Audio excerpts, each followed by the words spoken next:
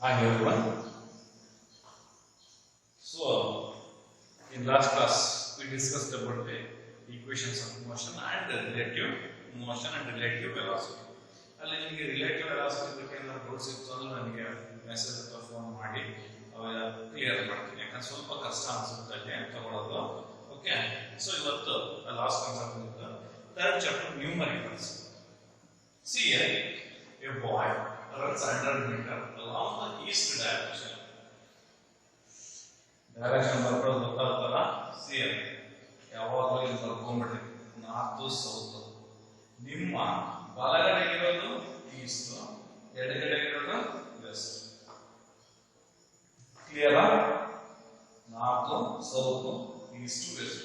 So question ಏನಿದೆ, 100 metres ಈ direction ಅಲ್ಲಿ 100 ಮೀಟರ್ಸ್ ಗೆ ಹುಡುಗ ಏನ್ ಮಾಡ್ತಾನೆ, ರನ್ ಮಾಡ್ತಾನೆ. ಈ ball runs 100 meters along the east. Then it turns his left side. ಅವನು ಓಡ್ತಾರ ಡೈರೆಕ್ಷನ್ ಇಂದ ಏನಾಯ್ತು, ಲೆಫ್ಟ್ ಗೆ ಟರ್ನ್ ಆದ.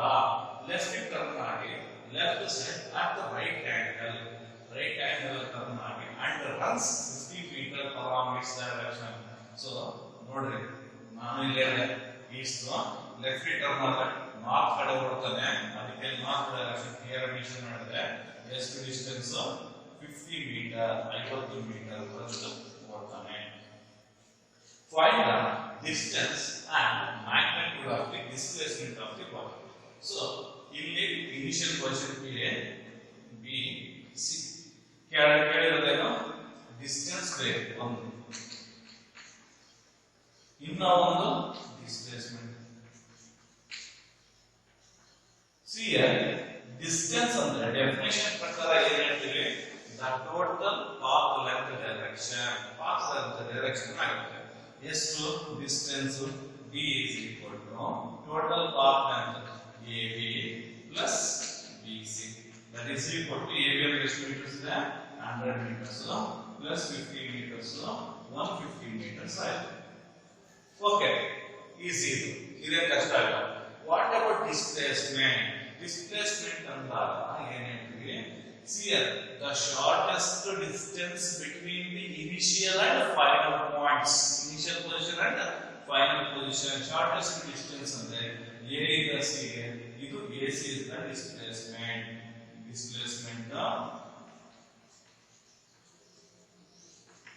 ಏನ್ ಬರುತ್ತೆ, AC. ಇಲ್ಲಿ ಕ್ಲಿಯರ್ ರೈಟ್ ಆಂಗಲ್ ಟ್ರಯಾಂಗಲ್ ಅಂತ ಹೇಳ್ಬಿಟ್ಟಿರೋದು. ಓಕೆ, ಈಗ ಈ ಡಿಸ್ಪ್ಲೇಸ್ಮೆಂಟ್ ಬೇಕು, AC ವ್ಯಾಲ್ಯೂ ಬೇಕು. ಸೊ ಪೈಥಾಗರಸ್ ಥಿಯರಂ ಅಪ್ಲೈ ಮಾಡಿ, ಪೈಥಾಗರಸ್ ಥಿಯರಂ ಅಪ್ಲೈ ಮಾಡಿದ್ರೆ ಏನು ಬರುತ್ತೆ, AC square is equal to AB square plus BC square. AB square ಅಂದ್ರೆ x to 100 whole square plus BC square 50 whole square 100 square ಅಂದ್ರೆ clear, 10,000 plus 50 square ಅಂದ್ರೆ 2,500 ಆಗುತ್ತೆ. Add ಮಾಡಿದ್ರೆ 12,500 ಆಗುತ್ತೆ. 10,000 plus 2 12,500 ಆಯ್ತು. ಕ್ಲಿಯರ್, ಇದು AC ಸ್ಕ್ವೇರ್. ಇನ್ನು AC ಬೇಕಲ್ಲ, ಸ್ಕ್ವೇರ್ ರೂಟ್ ಆಫ್ 12,500 ಇಷ್ಟು ವ್ಯಾಲ್ಯೂ ಬಂತು. ಸೊ ಈಗ AC is equal to ಕ್ಯಾಲ್ಸಿಗಲ್ಲ ಸ್ಕ್ವೇರ್ ರೂಟ್ ತಗೊಂಡ್ರೆ ನಿಯರ್ಲಿ 111 ಅಷ್ಟು ಬರುತ್ತೆ, 111 ಅಷ್ಟು ಬರುತ್ತೆ meter. So this is the displacement of the ball. So initial position A and C is the final point. ಹಾಗಾದ್ರೆ ಡಿಸ್ಟೆನ್ಸ್ ಡೈರೆಕ್ಟ್ ಆಗಿ ಆಗಿ ಸಿಗುತ್ತೆ 150 metre and displacement, magnitude of the displacement of the ball is that is 111 nearly ಬರುತ್ತೆ. Cross check ಮಾಡ್ಕೊಳ್ಳಿ, calculate ಮಾಡಿ answer ನ ಹೇಳಿ ಕಳಿಸ್ತಿರಲ್ಲ. So ಇನ್ನು ನೆಕ್ಸ್ಟ್ ಪ್ರಾಬ್ಲಮ್ ಗೆ ಹೋಗೋಣ.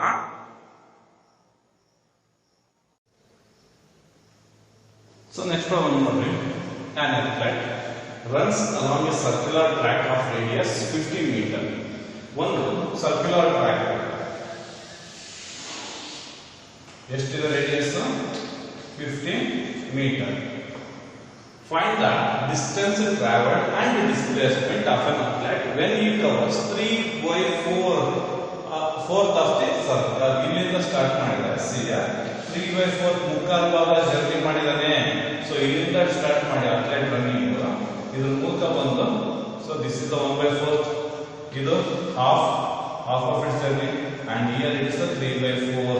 So A B C D clear C ಇದು ಎರಡು ಮೆಜರ್ ಮಾಡಿದ್ರೆ 15 ಮೀಟರ್ ಇರುತ್ತೆ ನಮಗೆ ಏನು ಬೇಕು ಸೊ 3/4 ಆಫ್ ದಿ ಸರ್ಕಲ್ ಇಲ್ಲಿವರೆಗೂ ಬಂದಿದೆ ಸೊ ಇಲ್ಲಿಂದ ಸ್ಟಾರ್ಟ್ ಮಾಡಿ ಎ ಪಾಯಿಂಟ್ ಇಂದ ಇಲ್ಲಿವರೆಗೂ ಮೂವ್ ಆಗಿದ್ದಾನೆ ಸೊ ನಮಗೆ ಡಿಸ್ಟೆನ್ಸ್ ಬೇಕು ಡಿಸ್ಪ್ಲೇಸ್ಮೆಂಟ್ ಬೇಕು ಡಿಸ್ಟೆನ್ಸ್ ಅಂದ್ರೆ C the total path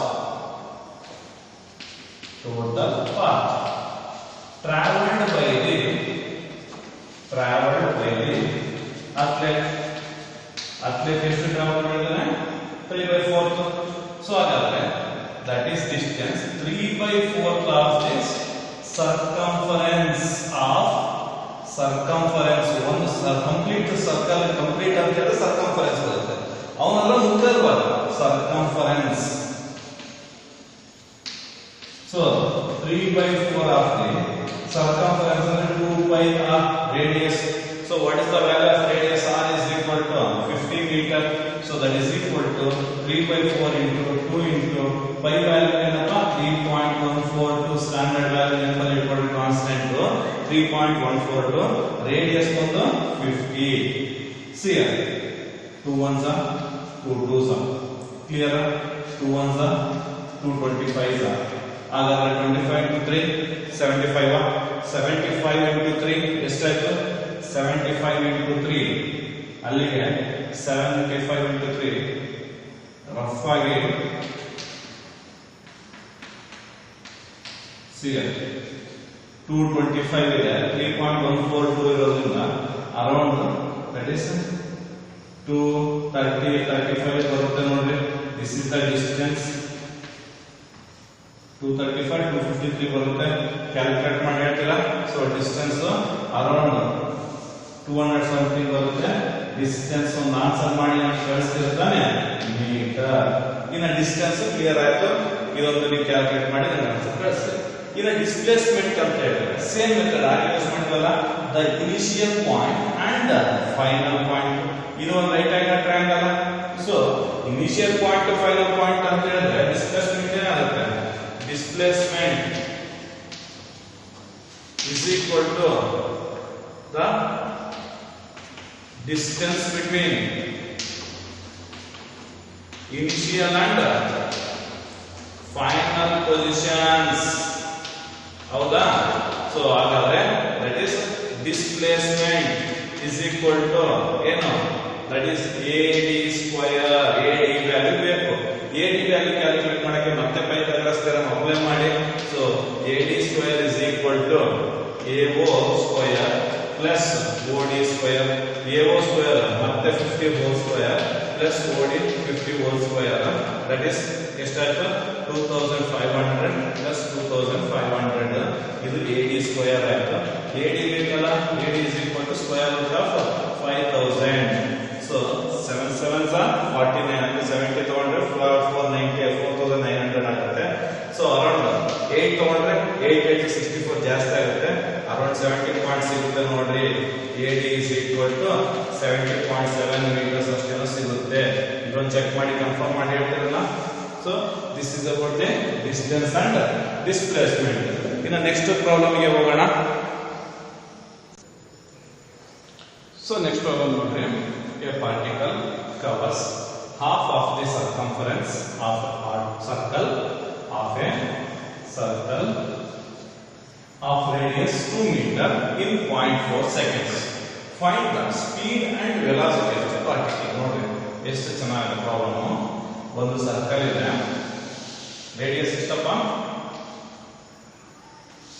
2 metre ಇದೆ ಈಗ half of the circle ಅರ್ಧ ಸರ್ಕಲ್ ಇಲ್ಲಿ ಸ್ಟಾರ್ಟ್ ಮಾಡಿದಾನೆ ಇಲ್ಲಿಗೆ ಕರೆಕ್ಟ್ ಆಗಿ ಈ ಕಡೆ ಎಂಡಿಂಗ್ ಬಂದಿದ್ದಾನೆ ದಟ್ ಇಸ್ ಬಿ ಇಲ್ಲಿಂದ half of the circle ಅವ್ರು ಜರ್ನಿ ಮಾಡಿದ್ರು ಓಕೆ ಸೊ ಹಾಗಾದ್ರೆ ಅವ್ರಿಗೆ ಏನೇನು ಬೇಕು ಒಂದು ಸ್ಪೀಡ್ ಬೇಕು ಇನ್ನ ಒಂದು ವೆಲಾಸಿಟಿ ಬೇಕು ಸೊ ಇಲ್ಲಿಂದ ಇಲ್ಲಿಗೆ ರೀಚ್ ಆಗೋದಕ್ಕೆ ಎಷ್ಟು ಟೈಮ್ ತಗೊಂಡಿದ್ದಾನೆ time 4 second that is 0.4 second clear time 0.4 second and the radius ಎಷ್ಟಿದೆ 2 ಮೀಟರ್ ಇದೆ ಸಿ ಫಸ್ಟ್ ಡಿಸ್ಟೆನ್ಸ್ ಅನ್ನ ಕೇಳೋಣ ಫಸ್ಟ್ ಸ್ಪೀಡ್ ಅಂದ್ರೆ ಏನು ಸ್ಪೀಡ್ ಅಂದ್ರೆ ಸ್ಕೇಲಾರ್ ಕ್ವಾಂಟಿಟಿ ಸ್ಪೀಡ್ ಅಂದ್ರೆ ಡಿಫೈನ್ ಮಾಡಿ ಅಂದ್ರೆ ಸ್ಪೀಡಿಗೆ ನಾವೇನ್ ಮಾಡ್ತೀವಿ, that is speed is equal to distance divided by time ಅಂತ ಹೇಳ್ತೀವಿ. ಅದೇ ವೆಲಾಸಿಟಿ ಅಂದ್ರೆ ಏನು, ವೆಕ್ಟರ್ ಕ್ವಾಂಟಿಟಿ. ನೋಡ್ರಿ ಎಷ್ಟು ಡಿಫರೆನ್ಸ್ ಇದೆ. ವೆಲಾಸಿಟಿಗೆ ಏನು, ಹಾಗಾದ್ರೆ ಡಿಸ್ಪ್ಲೇಸ್ಮೆಂಟ್ ಡಿವೈಡೆಡ್ ಬೈ ಟೈಮ್ ಎರಡೂ ಬೇಕು. ಅರ್ಥ ಆಗ್ತದೆ?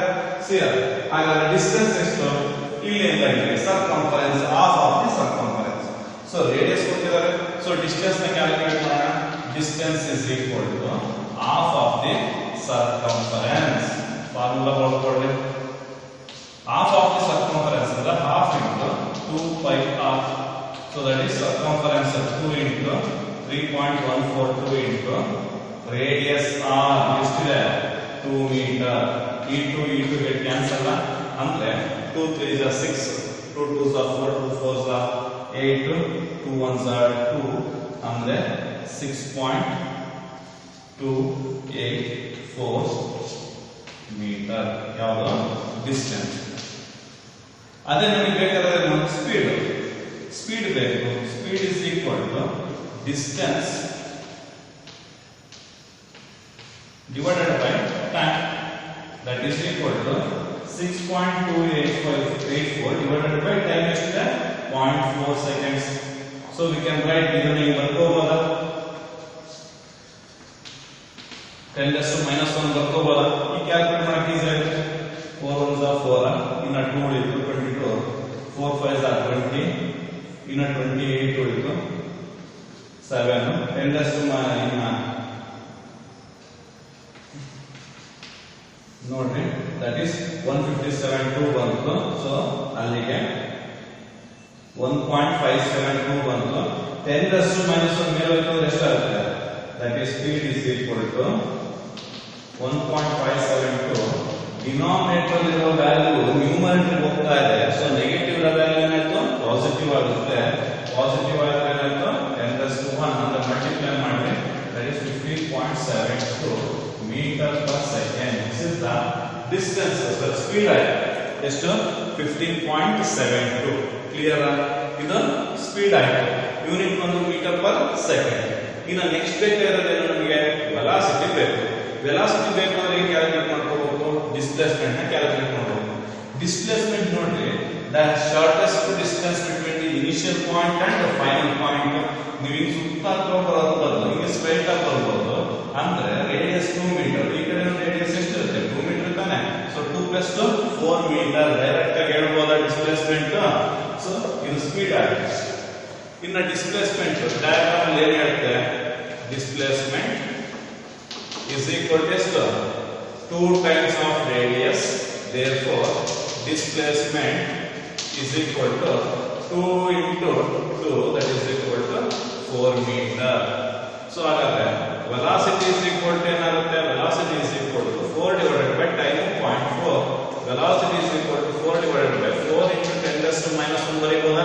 ಡೆಸಿಮಲ್ ಪಾಯಿಂಟ್ ರೈಟ್ ಸೈಡ್ ಗೆ ಮೂವ್ ಆಗ್ತಾ ಇದೆ. ಸೊ ಪವರ್ ಇನ್ಕ್ರೀಸ್ ಆಯ್ತು, ಬಟ್ ನೆಗೆಟಿವ್ ಅಲ್ಲಿ ಇನ್ಕ್ರೀಸ್ ಆಯ್ತು.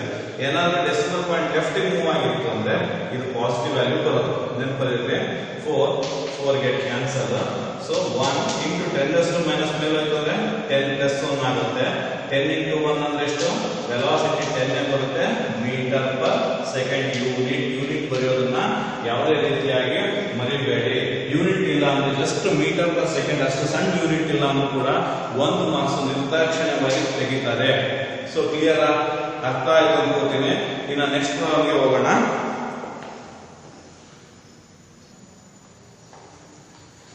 ನೆಕ್ಸ್ಟ್ ಪ್ರಾಬ್ಲಮ್ ನೋಡಿ. A train 200 metre long. ಒಂದು ಟ್ರೈನ್ ಇದೆ.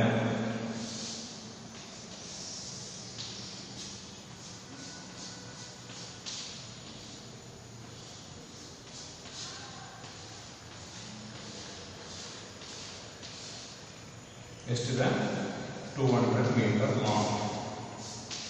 Okay, is moving with the velocity of 36 kilometre per hour. Velocity ಕೊಟ್ಟಿದ್ದಾರೆ 36 kilometre.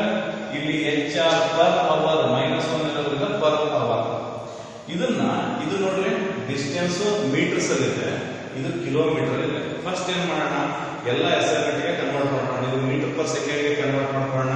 So metre per second ಗೆ ಕನ್ವರ್ಟ್ ಮಾಡೋದು ಹೆಂಗೆ, 36 ಕಿಲೋ ಅಂದ್ರೆ ಎಷ್ಟಪ್ಪ ವ್ಯಾಲ್ಯೂ, 10⁻³ ಮೀಟರ್ ಆಯ್ತು. ಡಿವೈಡೆಡ್ ಬೈ ಅವರ್ ಇದೆ, ಅವರ್ ಅನ್ನ ಸೆಕೆಂಡ್ ಗೆ ಮಾಡಬೇಕು. ಅವರ್ ಅಲ್ಲಿ 1 ಅವರ್ ಅಲ್ಲಿ 60 ಮಿನಿಟ್ಸ್ ಇರುತ್ತೆ, ಹೌದಾ? ಅದನ್ನ ಸೆಕೆಂಡ್ ಸಿಗಬೇಕು ಅಂದ್ರೆ 60 ಮಿನಿಟ್ಸ್ ಅಲ್ಲಿ 60 ಸೆಕೆಂಡ್ಸ್ ಅಂದ್ರೆ 1 hour is equal to 60 minutes into 60 ಅಂತ ಹೇಳಿ 1 ಅವರ್ ಈಕ್ವಲ್ ಆಯ್ತು. ಈಗ ಅದನ್ನ ಬೇಕಿದ್ರೆ ಸೆಕೆಂಡ್ಸ್ ಅಲ್ಲಿ ಬರೆಯೋಣ. 60 ಇಂಟು 60 ಎಷ್ಟಾಯ್ತು, 3600 ಆಗುತ್ತೆ. That is divided by 3600 metre per second. So here velocity is equal to 36 into 10⁻³ divided by ಇದು 36 ಪ್ಲಸ್ 0 ಸಿಗುತ್ತೆ. ಏನ್ ಮಾಡೋಣ, ಪವರ್ಸ್ ಗೆ ರೈಟ್ ಸೈಡ್ ಗೆ ಮೂವ್ ಆಗುತ್ತೆ. ಇಲ್ಲಿರೋ ಡೆಸಿಮಲ್ ಪಾಯಿಂಟ್ ಇಲ್ಲಿ ಇದ್ರೇ ಮೂವ್ ಆಗ್ತಾ ಇದೆ. ಸರಿ, ಲೆಫ್ಟ್ ಸೈಡ್ ಗೆ ಮೂವ್ ಆಗ್ತಿರೋ ಪವರ್ ಇರಲಿಲ್ಲ ಇಲ್ಲಿವರೆಗೂ, ಹಾಗಾಗಿ ಇನ್ಕ್ರೀಸ್ ಆಗುತ್ತೆ. ಎಷ್ಟು 2 ಅಂದ್ರೆ 36 ಕ್ಯಾನ್ಸಲ್. 10⁻² ಮೇಲೆ ಹೋಯ್ತು ಎಷ್ಟಾಗುತ್ತೆ, 10⁻³ into 10⁻⁻². ಯಾಕಂದ್ರೆ ಪ್ಲಸ್ ವ್ಯಾಲ್ಯೂ ನೆಗೆಟಿವ್ ಆಗುತ್ತೆ. ಅಂದ್ರೆ directly we can write. So 10 -3 -2 ಇರುತ್ತೆ, 10 ಮೀಟರ್ ಪರ್ ಸೆಕೆಂಡ್ ವೆಲಾಸಿಟಿ ಸಿಕ್ತು. Clear? So velocity is equal to 10 metre per second. Train length ಎಷ್ಟಿದೆ, 200 metres. Find the time it takes to cross a bridge of 1 kilometer. ಇಲ್ಲಿದೆ ನೋಡಿ. So total time ಹೇಳ್ತಾರೆ. ಇಲ್ಲಿ ಒಂದು bridge ಇದೆ.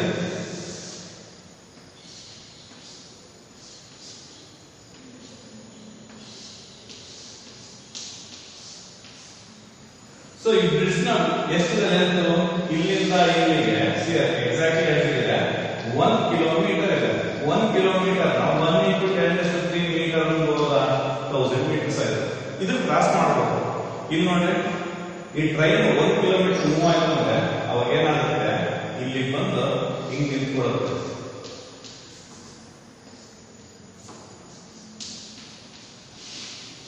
ಅಂದ್ರೆ bridge ನ ಕ್ರಾಸ್ ಮಾಡಲ್ಲ. ಬ್ರಿಡ್ಜ್ ನ ಕ್ರಾಸ್ ಮಾಡಿ, ಯಾಕಂದ್ರೆ ಇದು ಕೂಡ 200 ಮೀಟರ್ ಕೂಡ ಮುಂದಕ್ಕೆ ಹೋಗ್ಬೇಕು. ಅಂದ್ರೆ ಸೊ ಟ್ರೈನ್ ಪೂರ್ತಿ ಹೊರಗಡೆ ಹೋಗ್ಬೇಕು ಅಂದ್ರೆ ಇಲ್ಲಿಗೆ ಬಂದು ನಿಂತ್ಕೋಬೇಕು. ಅಂದ್ರೆ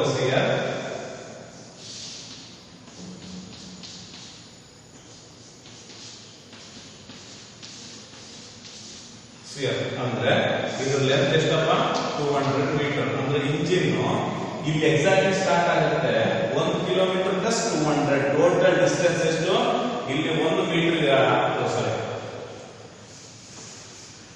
1 ಕಿಲೋಮೀಟರ್ ಇತ್ತು ಅಂದ್ರೆ 1000 1 into 10⁻³ ಮೀಟರ್ ಇತ್ತು. ಇದನ್ನ ಬೇಕಿದ್ರೆ ಪವರ್ ನ ಚೇಂಜ್ ಮಾಡ್ಕೊಳ್ಳೋದಿತ್ತು ಅಂದ್ರೆ 1000 ಮೀಟರ್ಸ್ ಆಗುತ್ತೆ. 1000 ಮೀಟರ್ ಪ್ಲಸ್ 200 ಮೀಟರ್ ಅಂದ್ರೆ ಟ್ರೈನ್ ಪೂರ್ತಿ ಹೊರಗಡೆ ಬರಬೇಕು ಅಂದ್ರೆ ಇದನ್ನು ಸೇರಿಸಿ ಹೊರಗಡೆ ಬರ್ಬೇಕು. ನೆನಪಲ್ಲಿ ಇಟ್ಕೊಂಡ್ರಿ, ಜಸ್ಟ್ 1 ಕಿಲೋಮೀಟರ್ ಮೂವ್ ಆಯ್ತು ಅಂದ್ರೆ ಇಂಜಿನ್ ಬಂದು ಇಲ್ಲಿ ನಿಂತ್ಕೊಂಡು ಸ್ಟಾಪ್ ಆಗ್ಬಿಡುತ್ತೆ 1 ಕಿಲೋಮೀಟರ್ ಮೂವ್ ಆದ ತಕ್ಷಣ. ಬಟ್ ಹಿಂದ್ಗಡೆ ಪಾರ್ಟ್ ಎಲ್ಲ ಇರುತ್ತೆ. ಸೊ ನಮಗೆ ಬ್ರಿಡ್ಜ್ ನ ಪೂರ್ತಿ ಕ್ರಾಸ್ ಮಾಡಬೇಕು ಅಂದ್ರೆ ಟೋಟಲ್ ಡಿಸ್ಟೆನ್ಸ್ ಎಷ್ಟಾಯ್ತಪ್ಪ, ಈಗ ಅದು ಕ್ರಾಸ್ ಮಾಡ್ಬೇಕಾದ್ರೆ ಸ್ಟಾರ್ಟಿಂಗ್ ಪಾಯಿಂಟ್ ಇಲ್ಲಿಂದ ಇಲ್ಲಿವರೆಗೂ ಎಷ್ಟಾಯ್ತು, 1000 ಪ್ಲಸ್ 200. ಟೋಟಲ್ ಡಿಸ್ಟೆನ್ಸ್ ಅಥವಾ ಡಿಸ್ಪ್ಲೇಸ್ಮೆಂಟ್ ಎಷ್ಟು, displacement is equal to 1000 meters bridge plus 200 meters length of the train. Bridge length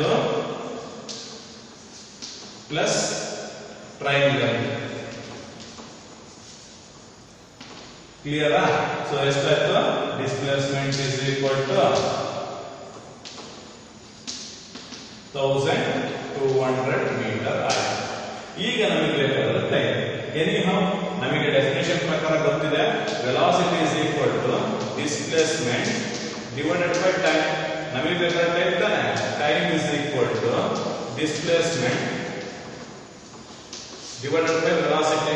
So time t is equal to displacement ಎಷ್ಟು 1200, velocity ಎಷ್ಟು 10 meter per second. ನೋಡ್ರಿ, ಇದು metre per second ಅಲ್ಲಿ ಇದೆ, ಇದು metres ಅಲ್ಲಿ ಇದೆ. ಅರ್ಥ ಆಯ್ತಲ್ಲ? ಸೊ ಎಲ್ಲವೂ ಕೂಡ 1200 metre divided by second. Metre cancel, per second ಮೇಲೆ ಹೋಗುತ್ತೆ, ಕ್ಯಾನ್ಸಲ್. ಇನ್ನೆಷ್ಟು ಉಳಿತಪ್ಪ, 120. that is 120 seconds in the time. ಅಂದ್ರೆ the train required 120 seconds to cross the 1 kilometer bridge. To cross the 1 kilometer bridge. ಸ್ವಲ್ಪ ನೋಡ್ರಿ, ಅರ್ಥ ಮಾಡ್ಕೊಳ್ರಿ, ಪ್ರಾಕ್ಟೀಸ್ ಮಾಡ್ರಿ. ಕ್ಲಿಯರಾ? ನೆಕ್ಸ್ಟ್ ಪ್ರಾಬ್ಲಮ್ಗೆ ಹೋಗೋಣ. See, next problem. A car moving on a straight road covers 1/3 of the distance with 20 km per hour. So, ಒಂದು car road ಮೇಲೆ ಟ್ರಾವೆಲ್ ಮಾಡ್ತಾ ಇದೆ. ಎಷ್ಟು ಡಿಸ್ಟೆನ್ಸ್? ಟೋಟಲ್ ಆಗಿ ಎಕ್ಸ್ ಅನ್ನ ಅಷ್ಟು ಡಿಸ್ಟೆನ್ಸ್, ಅವ್ರು ಎಷ್ಟು ಡಿಸ್ಟೆನ್ಸ್ ಅಂತ ಹೇಳಿಲ್ಲ. ಬಟ್ ಇದರಲ್ಲಿ 1/3 of the distance with 20 km per hour speed ಕೊಟ್ಟಿದ್ದಾರೆ. That is 1/3. ಸೊ ಇಲ್ಲೆಲ್ಲ ಒಂದು ಮಾಡೋಣ. 1/3. This is the 1/3 of X. So remaining part x minus 1/3 by x ಮಾಡಿದ್ರೆ ಎಷ್ಟು ಬರುತ್ತೆ? that is equal to 3x minus x divided by 3 ಅಂದ್ರೆ 2x divided by 3 ಅಂದ್ರೆ 2/3x distance ಇಷ್ಟಿದೆ. ಉಳಿದಿರುವಂತ distance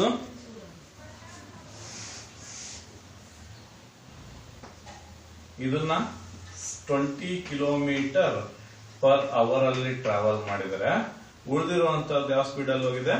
60 kilometer per hour ಇದೆ. So ಹಾಗಾದ್ರೆ ಅವ್ರು ಕೇಳಿರೋದೇನು? What is the average speed of the car? See formula ಏನಿದೆ, average speed is equal to total displacement ಅಥವಾ distance. ಎಷ್ಟಿದೆ? So total distance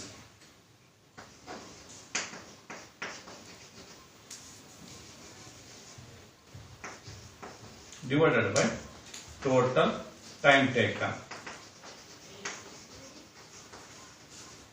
So total distance ಅನ್ನು ಗೊತ್ತಿದೆ ಎಷ್ಟು? x.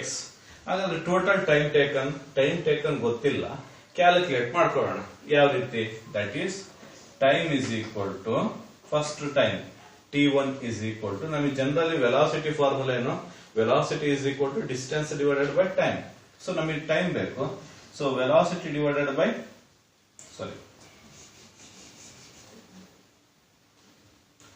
distance divided by time, velocity or speed. Distance divided by speed ಬರ್ಕೋಬೋದಾ? So ಹಾಗಾದ್ರೆ t1 is equal to distance ಎಷ್ಟು? that is 1/3 x divided by speed ಎಷ್ಟಿದೆ? 20 km per hour ಇದೆ. ಅಂದ್ರೆ 3 2s are 6, we can write that is 60x. t1 ಎಷ್ಟು ಬಂತು? x by 60. so t1 is equal to x divided by 60 ಆಯ್ತು. 60 hour, ಯಾಕಂದ್ರೆ ಇಲ್ಲಿ hours ಅಲ್ಲಿ ಇದೆ. ಇನ್ನು next second one t2 is equal to 2/3x 2/3x divided by speed ಎಷ್ಟಿದೆ? that is 60 km per hour. So t2 is equal to 2x divided by 6 3s are 80, 180, 2 1s are 290. That is t2 is equal to x divided by 90 hour. So here t1 value ಸಿಕ್ತು, t2 value ಸಿಕ್ತು. ಹಾಗಾದ್ರೆ average speed is equal to total distance ಎಷ್ಟಿದೆ? x divided by time t1 plus t2. that is average speed is equal to x divided by t1 ಎಷ್ಟಿದೆ? x by 60 plus t2 ಎಷ್ಟಿದೆ? x by 90. so that is equal to x divided by 60 ಮತ್ತೆ 90 ನ LCM ತೆಗೆದ್ರೆ 180 ಬರುತ್ತೆ. That is 180 divided by 60 ಅಂದ್ರೆ 3x ಬಂತು plus 92 2x. So 180 ಮೇಲ್ಗಡೆ ಹೋಯ್ತು ಅಂದ್ರೆ 180x divided by 3x plus 2x 5x. x get cancel. So 5 1s 5 3s 15, ಅಲ್ಲಿ 36. So average speed is equal to 36 kilometre per hour. ಯಾಕಂದ್ರೆ ಕೊಟ್ಟರೆ ಯೂನಿಟ್ ಕೂಡ ಅವ್ರ ಕಿಲೋಮೀಟರ್ ಪರ್ ಅವರ್ ಅಲ್ಲಿ ಇದೆ. ಸೊ ನಾವು ಕೂಡ ಅದನ್ನೇ ಬರೆಯೋಣ. ಅವರೇಜ್ ಸ್ಪೀಡ್ ಎಷ್ಟು ಬಂತು? 36 ಕಿಲೋಮೀಟರ್ ಪರ್ ಅವರ್. ಕ್ಲಿಯರ್ ಅಲ್ಲ ಈ ಪ್ರಾಬ್ಲಮ್? ಸೊ ಹಾಗಾದ್ರೆ ಇನ್ನು ನೆಕ್ಸ್ಟ್ ಪ್ರಾಬ್ಲಮ್ಗೆ ಹೋಗೋಣ. See here. A body starts from rest and moves with a uniform acceleration of 2 meter per second. Acceleration ಕೊಟ್ಟಿದ್ದಾರೆ. What is that acceleration? 2 meter per second square. Find the velocity of particle at t is equal to 2 seconds. See here. A body starts from rest. Starts from rest ಅಂದ್ರೆ initially body ಏನಾಗಿದೆ? Rest ಅಲ್ಲಿದೆ, motion ಇರಲಿಲ್ಲ. So initially rest ಅಂದ್ರೆ starting velocity, that is initial velocity ಏನಾಗಿರುತ್ತೆ? 0. And moves with uniform acceleration ಕೊಟ್ಟಿದ್ದಾರೆ. First a sub question ಏನ್ calculate ಮಾಡಕ್ ಹೇಳಿದ್ರೆ, velocity of particle at T is equal to 2 seconds ಗೆ ವೆಲಾಸಿಟಿ ಎಷ್ಟಿರುತ್ತೆ? ಫಾರ್ಮುಲಾ ಅಕ್ಸಲರೇಷನ್ ಗೊತ್ತಿದೆ, V ಬೇಕಾಗಿದೆ. ಸೊ ಹಾಗಾದ್ರೆ V is equal to v0 plus at. So v is equal to v0 formula, v0 initial velocity is 0, acceleration 2, time estimate 2. So velocity is equal to 4 meter per second. So first sub question answer 4 meter per second. Clear alla? In the second sub question ನೋಡಿ, ಇದು ನೀವೇ ಮಾಡ್ತೀರಾ ಅನ್ಕೊಂಡಿನಿ. Distance travelled by the particle in 20 seconds. Distance ಅಂದ್ರೆ ಎಷ್ಟನ್ನ calculate ಮಾಡಬೇಕು. Time ಎಷ್ಟು? Duration 20 seconds ಇದೆ. ಸೊ 20 seconds ಅಲ್ಲಿ ಎಷ್ಟು distance? s is equal to v0 into t plus half into at square. So s is equal to v0 value 0 into 20 plus half into acceleration clear ಆಗಿ mention ಮಾಡಿದಾನೆ 2 meter per second square. Time ಎಷ್ಟು? 20 whole square. 2 ones are 2 2s are 0 into anything 0 ನೇ 0 plus 20 whole square ಅಂತ ಹೇಳಿದ್ರೆ 2 2s are 4, 100, nearly 400 ಬಂತು. So displacement is equal to 400.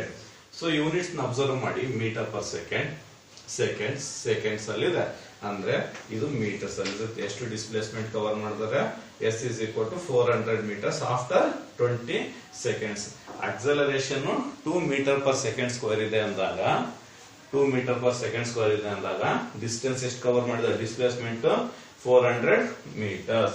ಇನ್ನು next problem ಹೋಗೋಣಲ್ಲ.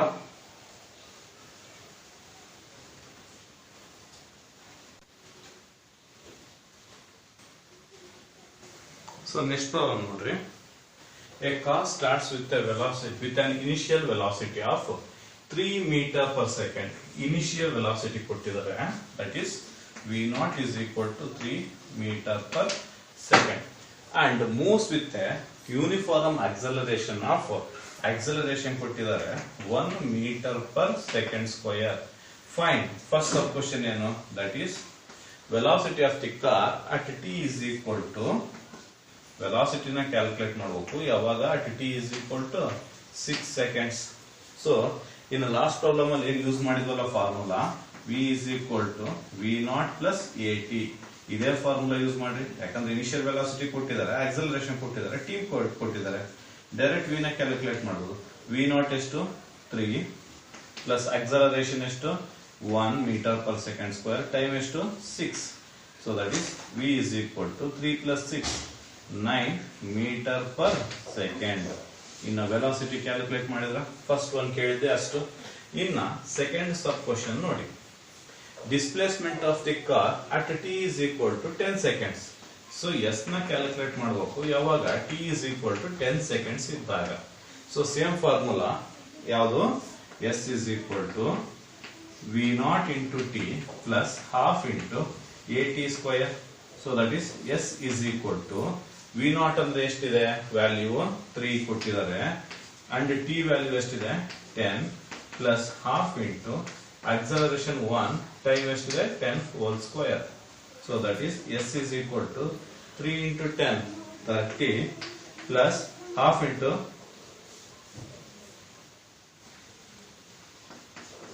10 square ಅಂದ್ರೆ 100 ಆಗುತ್ತೆ. That is 2 ones are 2 50s are. So s is equal to 30 plus 50 80 meters. Distance ಎಷ್ಟು? 80 meters. So velocity ಮತ್ತೆ displacement ಎರಡೇ ಕೇಳಿದ್ದಾರೆ. ಸೊ ವೆಲಾಸಿಟಿನೂ ಕಂಡುಹಿಡಿದಾಯ್ತು. Displacement of the car at t is equal to 10 seconds ಎಷ್ಟು?